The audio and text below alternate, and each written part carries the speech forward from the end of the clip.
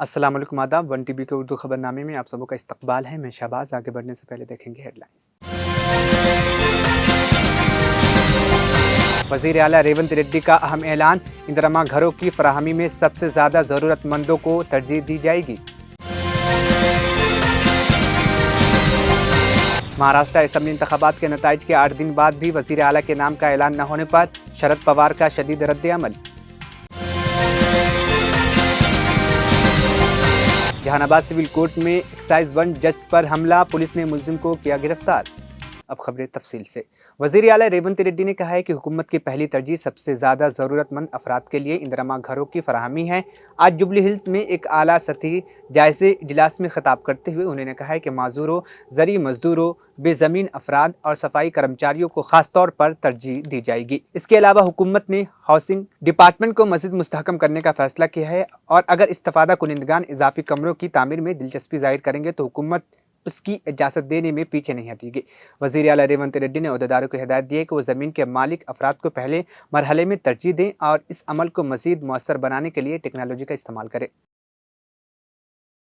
रियासती वज़ीर IT श्रीधर बाबू ने ऐलान किया है कि इजराइल ने रियासत तेलंगाना के मूसा नदी बहाली प्रोजेक्ट में तकनीकी महारत फराहम करने पर इत्तफाक किया है। जुमा के रोज़ तेलंगाना के सेक्रेटेरिएट में इजराइल के सफ़ीर से मुलाकात के दौरान वज़ीर ने इजराइल के ग्लोबल सतह पर मसनूई ज़हानत और साइबर सिक्योरिटी में क़यादत का एतराफ़ करते हुए इन शोबे में तेलंगाना के लिए फ़ायदा उठाने की अहमियत पर जोर दिया। वज़ीर ने इजराइल से दिफ़ाई ज़राअत, वाटर मैनेजमेंट, जदीद टेक्नोलॉजी और सनअती तरक्की में ताउन की दरख्वास्त की, जिस पर सफ़ीर ने मुस्बत रद्द-ए-अमल का इजहार किया है।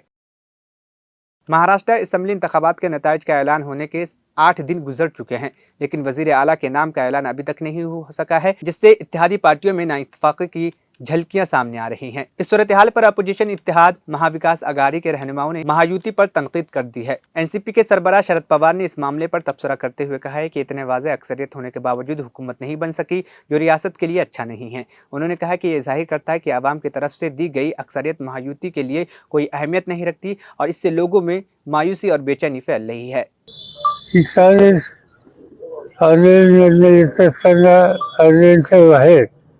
जे काही लोक भेटले त्या सगळ्यांना लेखकच नारायणांची आठवण आली. आज कुणीच त्याची या दृष्टीनं प्रभावी पाऊल टाकण्याची आवश्यकता आहे. हा लोकांच्या चर्चेचा सूर आहे आणि त्याच्यात जी माहिती कळली तिथं दिल्लीला सुद्धा की बाबा आढावांनी यामध्ये पुढाकार घेतला आणि ते स्वतः महात्मा ज्योतिबा फुलेंशी संबंधित अशा वास्तूमध्ये ते वसलेले आहेत. एक प्रकारचा दिलासा बाबांच्या या उपोषणानं सामान्य लोकांच्यात येतोय असं मला स्वच्छ दिसते. पण याचा अर्थ त्यांनी राष्ट्रीय कर्तव्य, देशाची आवश्यकता म्हणून ही भूमिका घेतली, पण त्यांनी एकट्यानेच ही भूमिका घेणं हे काही पुरेसं नाही. शेवटी एक प्रकारचा जनतेचा उठावच या सगळ्या प्रश्नाच्या संबंधी केला नाही तर संसदीय लोकशाही पद्धती ही उद्ध्वस्त होईल अशी चित्र या ठिकाणी आज दिसते. देशाची सूत्र ज्यांच्या हातात आहेत त्यांना याच्याबद्दलचं काही पडलेलं नाही. इतकी चर्चा सर्व देशात आहे आणि हे माहीत असताना संसदेमध्ये हा प्रश्न उपस्थित करण्याचा प्रयत्न दोन्ही सभागृहामध्ये विरोधी पक्षांनी केला तर त्यांना बोलून द्यायचं नाही. एकदा 6 दिवसाच्या अधिवेशनामध्ये रोज सकाळी 11 वाजता विरोधी पक्ष नेते दोन्ही सभागृहाचे या गोष्टीला आमचं म्हणणं मांडायला आम्हाला संमती द्या. एवढी एक मागणी करतात की या 6 दिवसात एकदाही मंजूर झाली नाही. एवढं नाही तर त्या हौजवान फाडले. त्यामुळे एक मिनिट सुद्धा या 6 दिवसात सभागृहात कुठल्याही देशाच्या प्रश्नाची चर्चा होऊ शकली नाही. याचा अर्थ स्वच्छ आहे की संसदीय लोकशाही पद्धती याच्यावरच हा आघात हा राज्यकर्त्यांचा आहे आणि याच्यासाठी आता तिथं काय चाललंय इथपर्यंत शिवी ठेवून चालणार नाही. शेवटी लोकांच्यातच जावं लागेल, लोकांना जागृत करावं लागेल. खरं होण्याचं लोक जागृत आहेत, त्याच्यात कोणते उठाव केला पाहिजे. आज त्याची आवश्यकता आहे. हे बाबांच्या उपक्रमातलं स्पष्ट झालेलं आहे आणि माझी खात्री आहे की याचा परिणाम जो आवश्यक आहे तो आज ना उद्या हा देशाचे राहणार नाही. सत्तेचा गैरवापर आणि बऱ्या लोकांना संरक्षण या दोन्ही गोष्टी या ठिकाणी दिसत आहेत. त्याच्यात सखोल मी जाऊ इच्छित नाही, पण आज हे प्रश्न उपस्थित झाले त्याची नोंद आपल्या सगळ्यांना घ्यावी लागेल.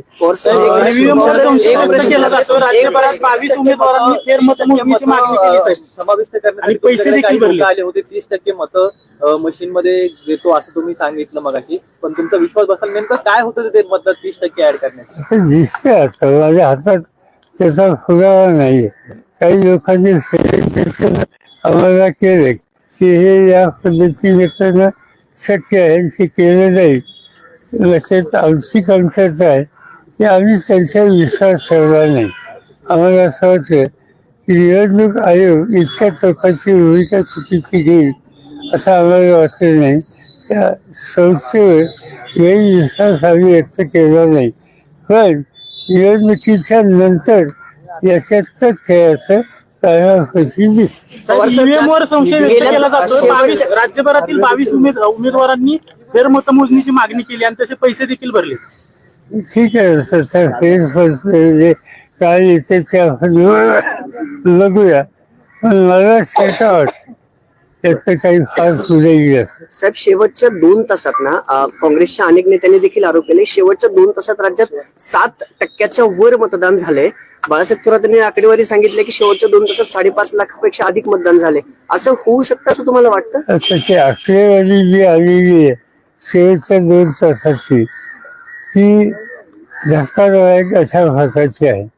बाळासाहेब थोरात जे बोलले ते इतके बाळासाहेब अशी माहिती अनेकांनी दिली, आधारासह दिली आणि त्याचा विचार हा करावा लागेल. काँग्रेस पक्षाची कार्यकारिणीची बैठक झाली, त्याच्यात त्या विषयाची काही चर्चा झाली आणि एकत्रित बसून हे जे इंडिया आघाडी हे जे संघटन तयार केलेलं होतं त्यांनी हा विषय घ्यावा अशी चर्चा आहे. माझ्या मते सोमवारी मंगळवारी त्याच्यात काहीतरी लिहिले होईल. साहेब, जे 15% मतं सेट केली गेली असं सांगितलं जातं, खरंच तुम्हाला विश्वास बसते का या गोष्टीवर? आधी बसत नव्हता, पण आता त्याच्यात तथ्याचं प्राथमिक दर्शन दिसायला लागली. साहेब, एकनाथ शिंदे गृहमंत्री पदावर अडून बसलेले आहेत. गृहमंत्री केलं तरच उपमुख्यमंत्री होणार नाही तर दुसऱ्या सरकार स्थापन होत नाही. त्यांना विचारून गमत असं आहे की इतकं स्पष्ट बहुमत असताना या राज्यात सरकार बनत नाही आणि आजच वाचलं की आता 5 तारखेला काय होण्याची शक्यता. याचा अर्थ स्वच्छ आहे की लोकांचं मत बहुमत या सगळ्या गोष्टी काही महत्वाच्या नाहीत. जे काही चाललंय ते राज्याला होऊ नये. मुहूर्त नाही सांगितलं साहेब, मुहूर्त नाही म्हणतायत.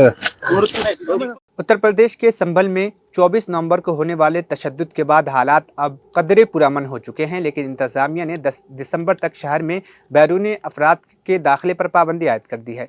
जिला मजिस्ट्रेट राजेंद्र पांड्या ने एक बयान में कहा है कि इस मुद्दत के दौरान बगैर मुताल्लिका हुकाम की इजाज़त के किसी भी बैरूनी शख्स या तंजीम को संभल में दाखिल होने की इजाज़त नहीं होगी। यह फैसला इसलिए अहम है कि समाजवादी पार्टी एसपी के एक नुमाइंदा वफ्द आज संभल का दौरा करने वाले थे ताकि वो तशद्दुद के हवाले से मालूमात हासिल कर सके।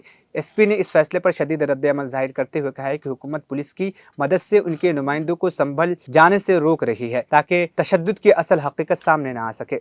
जाना होता तो चौकस कहीं चले जाते, हमें तो फिर हमने प्रोग्राम भेजा। अब प्रोग्राम भेजा तो इधर से नहीं, रात को हमको होम सिक्योरिटी ने संजय प्रसाद ने कहा कि साहब वहाँ आप न जाइए, वहाँ अभी स्थिति बदल सकती है। तो नहीं भाई, आप तो 30 तक लगाए थे, अब पहली कहे कि नहीं फिर वहाँ के डीएम का टेलीफोन आया कि साहब ना आइए, संभल का कि वो हम लोगों ने 10 तारीख तक इसे बढ़ा दिया है, अब 10 तारीख तक नहीं आए ना आए। तो मैं ठीक है। फिर रात को जब होम सेक्रेटरी टेलीफोन आया तो हमने कहा सवेरे हम पार्टी दफ्तर में जाएंगे और आप सबकी बात रखेंगे, हमारे जो लोग जाने वाले हैं वो इकट्ठा हो जाए, जो तय होगा आपको बता देंगे। तो अभी क्या तय हुआ? अभी आप पार्टी दफ्तर जाएंगे? हाँ, पार्टी दफ्तर जाना चाहते नहीं, हैं। डिप्टी सीएम केशव प्रसाद मौर्य कह रहे हैं आप लोगों को भड़काना चाहते हैं वहां पर पहुंच के। अब देखिए, हम नहीं भड़काते हैं, उनकी भड़काने वाली भाषा तो केशव प्रसाद मौर्य जी की रहती है। और अगर वहाँ प्रेस जा सकता है, प्रेस के लोग जा सकते हैं, वो बात जो प्रेस बताती है वहाँ, वो बात अगर हम कहते हैं तो कैसे लोग भड़क जाएंगे? तो घर छावनी में आपने अखिलेश यादव को बताया कि आप लोग तब भी जाएंगे अगर जैसे मान लीजिए पार्टी मित्र। देखिए, इनका तरीका ये है, इनको एक नोटिस देनी चाहिए हमको कि आप नहीं जाएंगे। तो इन्होंने न तो कोई नोटिस दिया, केवल पुलिस लगा दिया। बहराइच जाना था तो बहराइच डीएम ने बाकायदे एक नोटिस जारी किया था मेरे नाम से कि ये परिस्थितियां आप बने ना आ सकते। तो इन्होंने तो कुछ किया नहीं है। अभी आप जा रहे पार्टी कार्यालय जाएंगे? हाँ, पार्टी कार्यालय जाएंगे, वहीं हम लोग आपस में बात करेंगे क्या हमको करना चाहिए। सर, उसके बाद बाकी लोग कहाँ पर मिलेंगे? अगर बाकी लोग नहीं, बाकी लोग जो है ये तय था कि लोग आएंगे, वो संभल के पास मिलेंगे। अब वो लोग अपना अपना, जब हमारे यहाँ ये है तो उनके यहाँ भी ऐसे पुलिस लगी होगी। हाँ, आखिर सरकार संभल क्यों नहीं जाने देना चाहती? क्या ये आप हमसे क्यों पूछते हो? सरकार से पूछो ना, सर आपके यहाँ के अधिकारियों से पूछो संभल क्यों नहीं जाने देना चाहते। देखिए, ये मैसेज देते रहते, लिखित तो कुछ देते नहीं है, खाली टेलीफोन से बात करते हैं। अब इन लोगों से बात कर लेने दो। अब उसके बाद सर मैसेज आपको कोई, लेकिन मैसेज तो भेजा, वो कह रहे हैं कि वहाँ पे शांति व्यवस्था की वजह नहीं, लेकिन हमको कुछ ये सब हमको एक नोटिस देनी चाहिए नियमानुसार कि साहब हमारे यहाँ ये स्थिति, आप नहीं जा सकते। तो लिखित नोटिस तो कुछ दिया नहीं इन्होंने, केवल पुलिस लगा दी। वो लिखित नोटिस देना चाहिए हमको। पहले 3 दिन के लिए आपको एक जो सांसद का प्रतिनिधि मंडल है वो दिल्ली से संभल के लिए जा रहा है। तो जैसे कि सभी को पता है कि संभल में किसी भी लोगों को आने के लिए निषेधाज्ञा जारी की गई है वहाँ के डीएम के द्वारा। तो उसी के चलते यहाँ पे जो 3 सांसद जा रहे थे उस तरफ, उनको यहाँ पे रोका गया और उनको समझा के और उनको ये निषेधाज्ञा बता के अभी यहाँ पे रोका हुआ है और थोड़ी देर में उनको यहाँ से वापस भेज दिया जाएगा दिल्ली की तरफ।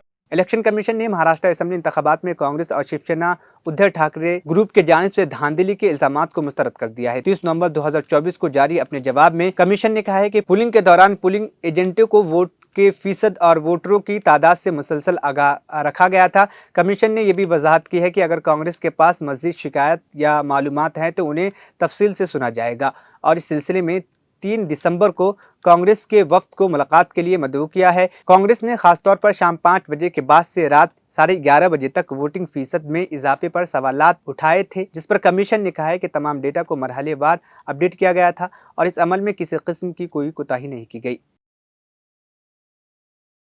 जहानाबाद के सिविल कोर्ट में उस वक्त अफरा तफरी मच गई जब एक शख्स ने एक्साइज 1 के जज पुष्पम कुमार झा के सेशन में घुसकर पत्थर फेंककर हमला कर दिया। यह वाकया जुमा की शाम पेश आया जब जज अपने सेशन में मामले की समाअत कर रहे थे। अचानक हमले से वहां मौजूद लोग दंग रह गए, लेकिन फौरन सिक्योरिटी अहलकारों की मदद से मुलजिम को काबू कर लिया गया और उसे मकामी शहरी थाने के पुलिस के हवाले कर दिया गया है। खुद किस्मती से जज साहब को कोई संगीन चोट नहीं आई, ताहम एक पत्थर के टुकड़े से उनके हाथ में चोट लगी है। पुलिस अब मुलजिम से पूछताछ कर रही है। मिस्र के सदर अब्दुल फत्ताह अल सीसी ने फिलिस्तीनी अवाम के साथ यकजहती के आलमी दिन के मौके पर फिलिस्तीनी रियासत के मुकम्मल हिमायत का इरादा किया है। अपने ऑफिशियल फेसबुक पेज पर एक पैगाम में उन्होंने कहा है कि मैं फिलिस्तीनी अवाम को उनके मुनसिफाना हुकूक, आज़ादी और आज़ाद रियासत के क़याम के लिए उनकी जिद्दोजहद में अपनी मुकम्मल हिमायत की तस्दीक करता हूँ। अब्दुल फत्ताह अल सीसी ने यह भी कहा है कि फ़िलिस्तीन का मामला हमेशा एक अजीम इंसानी मसला रहा है और ये इंसाफ व अमन पर यकीन रखने वाले तमाम अफराद का मसला है। शाम में हुकूमत मुखालिफ अक्सरियत पसंदों ने गैर मामूली तौर पर हलब शहर तक रसाई हासिल कर शामी हुकूमत के अफवाज को पीछे धकेलने की कोशिश की है। खबरसाया एजेंसी AFP के मुताबिक मकामी अक्सरियत पसंदों और उनके तुर्क इत्तेहादी जंगजुओं ने बर्क रफ्तारी से हलब पर हमला किया। Syrian observatory for human rights के मुताबिक यह गुज़िश्ता कई वर्षों में होने वाले जंग के दौरान सबसे मुहलिक तरीन लड़ाई साबित हुई है, जिसमें 255 अफराद मारे गए हैं। हलाक होने वाले में ज़्यादातर जंगजू शामिल है, तहम 24 शहरी भी शामिल है, जिनमें से ज़्यादातर रूसी फ़िज़ाई हमलों में हलाक हुए हैं। आखिर में हेडलाइंस फिर। वज़ीर आला रेवंत रेड्डी का अहम ऐलान, इंदिरा घरों की फराहमी में सबसे ज़्यादा ज़रूरतमंदों को तरजीह दी जाएगी। महाराष्ट्र असेंबली इंतखाबात के नताइज के 8 दिन बाद भी वज़ीर आला के नाम का ऐलान न होने पर शरद पवार का शदीद रद्द-ए-अमल। जहानाबाद सिविल कोर्ट में एक्साइज 1 जज पर हमला, पुलिस ने मुलजिम को किया गिरफ्तार। 1TV उर्दू खबरनामा यहीं पर इख्तिताम पसीद हुआ। मुझे दीजिए इजाज़त, फिर होगी कल मुलाकात। अल्लाह हाफिज़।